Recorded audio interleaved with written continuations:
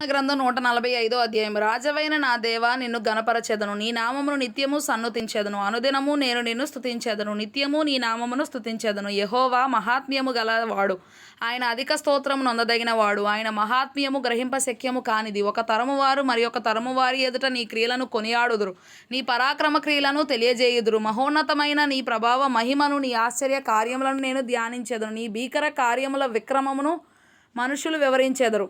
నేను నీ మహాత్మ్యమును వర్ణించెదను, నీ మహా దయాళుత్వమును గూర్చిన కీర్తిని వారు ప్రకటించెదరు. నీ నీతిని గూర్చి వారు గానము చేసెదరు. యెహోవా దయాదాక్షిణ్యములు గలవాడు, ఆయన దీర్ఘశాంతుడు, కృపాతిశయము గలవాడు. యెహోవా అందరికీ ఉపకారి, ఆయన కనికరములు ఆయన సమస్త కార్యముల మీదనున్నవి. యెహోవా, నీ క్రియలన్నీయు నీకు కృతజ్ఞతాస్తుతులు చెల్లించుచున్నవి. నీ భక్తులు నిన్ను సన్నుతించుదురు.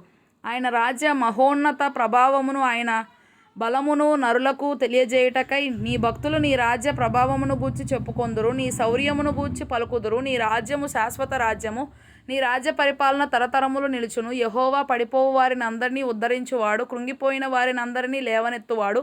సర్వజీవుల కన్నులు నీ వైపు చూచుచున్నవి. తగిన కాలమందు నీవు వారికి ఆహారం ఇచ్చుదువు. నీవు నీ గుప్పిలిని విప్పి ప్రతి జీవి కోరికను తృప్తిపరచుచున్నావు. యెహోవా తన మార్గములన్నిటిలో నీతిగలవాడు, తన క్రియలన్నిటిలో కృపచూపువాడు.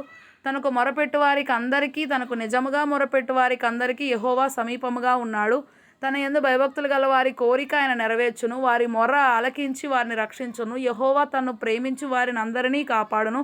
అయితే భక్తిహీనులను అందరినీ ఆయన నాశనము చేయును. నా నోరు యెహోవాను స్తోత్రము చేయును. శరీరులందరూ ఆయన పరిశుద్ధ నామమును నిత్యము సన్నుతించుదురుగాక.